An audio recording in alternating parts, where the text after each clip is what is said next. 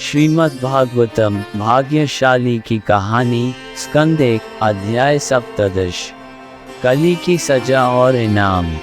सूत जी ने कहा, वहाँ सरस्वती नदी पर राजा ने देखा कि एक गाय और बैल को राजा के वेश में सजे शूद्र निम्नतम वर्ग में से एक द्वारा डंडे से पीटा जा रहा था, जैसे कि उनका कोई मालिक न हो।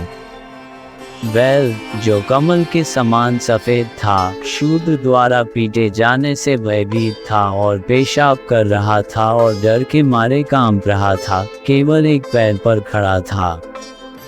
गाय भी अपने आप में एक धार्मिक उदाहरण थी, लेकिन अब उस शूद्र ने उसे गरीब और परेशान कर दिया था, जिसने उसके पैरों को पीटा था। उसके पास बछड़ा नहीं था और उसकी आंखों में आंसू थे। वह बहुत कमजोर थी और खाने के लिए कुछ घास के लिए तरस रही थी।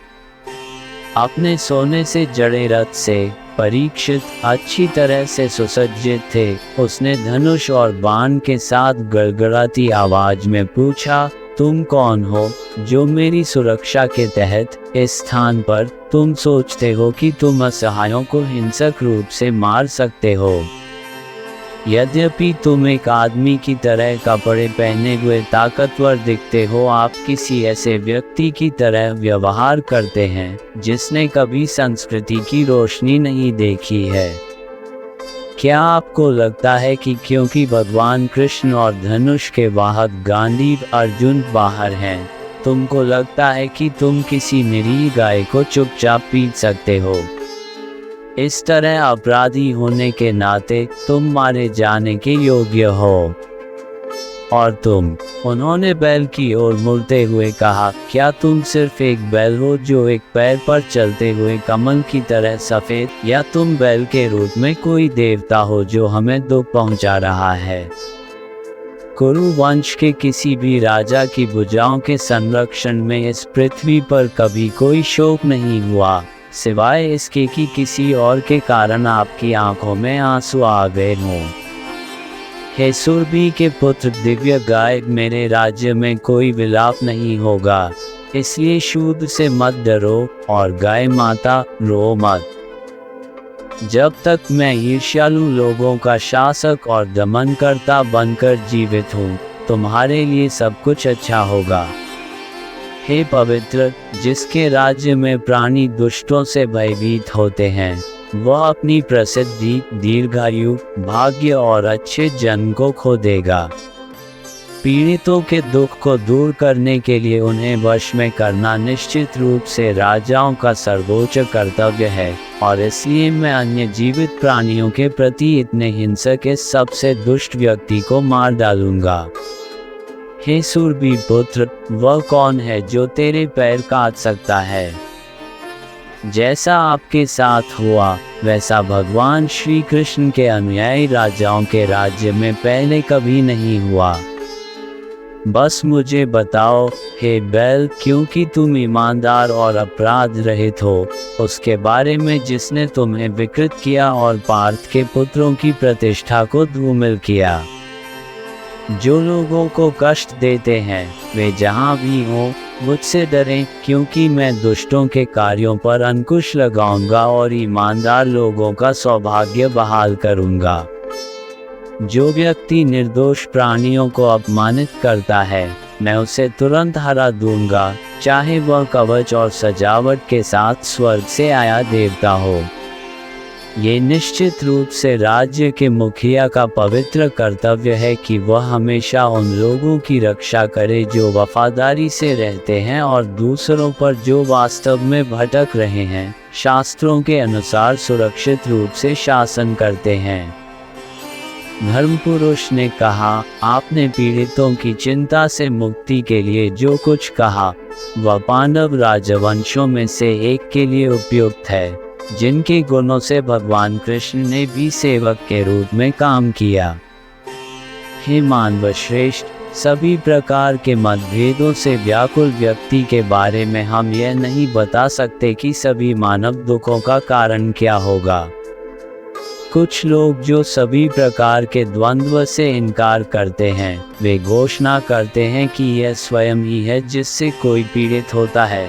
अन्य लोग कहते हैं कि यह अलौकिक की ओर से है, और फिर भी अन्य लोग कहते हैं कि यह सब भौतिक प्रकृति की गतिविधियों या बाहरी अधिकारियों को अपनाने के कारण है।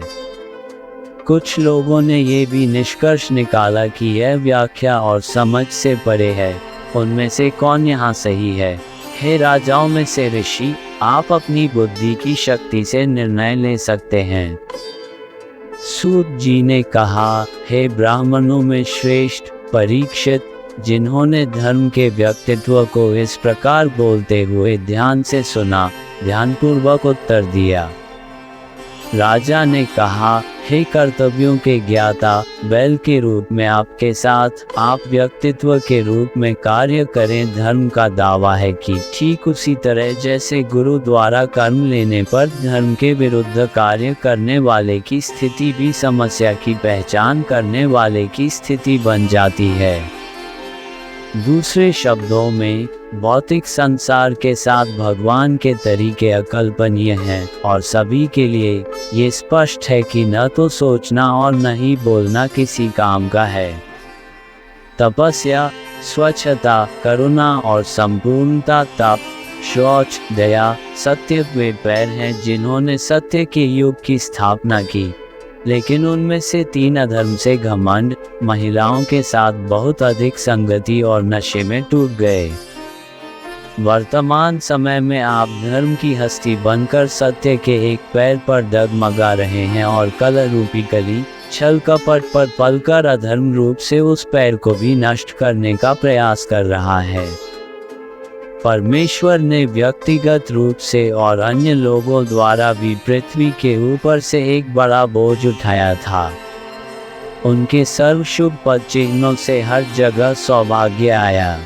अपनी आंखों में आंसुओं के साथ विलाप करते हुए वह दुर्भाग्यपूर्ण और पवित्र धरती माँ, जिसे उन्होंने त्याग दिया था, अब निम्न वर्ग द्वारा आनंद लिया जाता है, जो सीखने की संस्कृति से रहित होकर मेरे स्थान पर खुद को शासक के रूप में पेश करते हैं।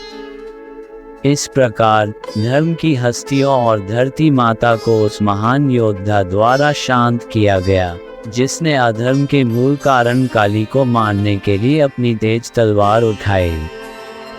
ये जानकर कि राजा उसे मारने के लिए तैयार है, उसने डर के दबाव में काली के शाही पहनावे को त्याग दिया और चरणों में सिर झुकाकर खुद को पूरी तरह से समर्पित कर दिया। करुणावश, जो गरीबों पर दया करता है और पूजा पाठ करने में सक्षम है, वह मुस्कुराते हुए उस नायक के चरणों में गिरे हुए व्यक्ति को मारने से बचता है, जिसके बारे में कहा जाता है कि वह गाने के योग्य है। राजा ने कहा, तुम डरो मत, क्योंकि तुमने हाथ जोड़कर समर्पण कर दिया। हमें अर्जुन की प्रसिद्धि निश्चित रूप से विरासत में मिली है, लेकिन मेरे राज्य में रहने की अनुमति देने का कोई सवाल ही नहीं हो सकता, क्योंकि आप अधर्म के मित्र हैं। आपके शरीर में मानव देवता के रूप में उपस्थित होने से हर जगह लालच, झूठ, डकैती, असभ्यता, विश्वासघात, दुर्भाग्य, धोखाधड़ी, झगड़े और घमंड जैसे सभी अधर्म जनता में प्रचुर मात्रा में होंगे। इसलिए हे अधर्म के मित्र, आप बलिदान के स्थान पर धर्म और सत्य के साथ रहने के लायक नहीं हैं, जहां कोई विधिवत और विशेषज्ञ रूप से बलिदान के भगवान की सेवा में बलिदान दे रहा है। ऐसे यज्ञ समारोहों में भगवान के परम व्यक्तित्व, भगवान की पूजा सभी पूजनीय देवताओं की आत्मा के रूप में की जाती है, जिसके रूप में वह कल्याण फैलाते हैं, क्योंकि वह अंदर और बाहर सभी इच्छाओं के लिए अदृश्य परमात्मा है। जैसे वायु सभी गतिशील और अगतिशील है। सूत जी ने कहा, इस तरह राजा परीक्षित द्वारा संबोधित किए जाने पर काली का व्यक्तित्व कांप रहा था। उसे उठी हुई तलवार के साथ तैयार देखकर मृत्यु के देवता यमराज की तरह बोल रहा था। काली ने कहा, मैं आपके आदेश के तहत जहाँ भी रह सकता हूँ। हे सम्राट, मैं हमेशा आपके धनुष और बाणों का शासन देखूंगा। इसलिए कृपया धर्म के रक्षकों के प्रमुख, मुझे एक जगह आवंटित करें जहां मैं निश्चित रूप से आपके शासन के तहत स्थायी निवास पा सकूं। इस प्रकार याचिका दायर करने पर उन्होंने काली को उस समय उन स्थानों पर रहने की अनुमति दे दी जहां जुआ, शराब, वेश्यावृत्ति और पशुवध की 4 पापी गतिविधियां हो रही थी। द्युतम, पनम, स्त्रिय, सुन्ना। इसके अलावा उसके आग्रह पर भीख मांगने पर स्वामी ने उसे वह स्थान दिया जहां जुनून से सोने के रूप में सोना है। 5वां पाप झूठ, नशा, वासना और शत्रुता लाता है। इस प्रकार उत्तर के पुत्र के निर्देशन में काली को 5 निवास स्थान दिए गए जहां वास्तव में अधर्म को बढ़ावा मिलता है। इस कारण से अपने कल्याण की इच्छा रखने वाले व्यक्ति को कभी भी इनमें से किसी भी स्थान का सहारा नहीं लेना चाहिए, विशेष रूप से मुक्ति पथ पर राज परिवार, राज्य के अधिकारियों या शिक्षकों का नहीं। राजा परीक्षित द्वारा बैल की खोई हुई 3 टांगों तपस्या, स्वच्छता और करुणा को बहाल करने की गतिविधियों को प्रोत्साहित करके पृथ्वी में पूरी तरह से सुधार हुआ। उसका वर्तमान नियम है, सिंहासन जो दादा राजा युधिष्ठिर द्वारा सौंपा गया था, जो जंगल में वापस जाना चाहते थे। उस नियम से कुरु वंश के राजाओं और प्रमुखों में से वह ऋषि अब हस्तिनापुर में सबसे भाग्यशाली और प्रसिद्ध सम्राट के रूप में जाना जाता है। अभिमन्यु के पुत्र राजा के इस अनुभव के कारण, पृथ्वी पर उनके शासन के कारण आप सभी को इस प्रकार यज्ञ करने की दीक्षा मिल सकती है। श्रीमद् भागवतम भाग्यशाली की कहानी, स्कंद 1, अध्याय 17 समाप्त। धन्यवाद। आप देख रहे थे गॉड ब्लेस टीवी हिंदी। हमारे साथ जुड़ने के लिए सब्सक्राइब अवश्य करें।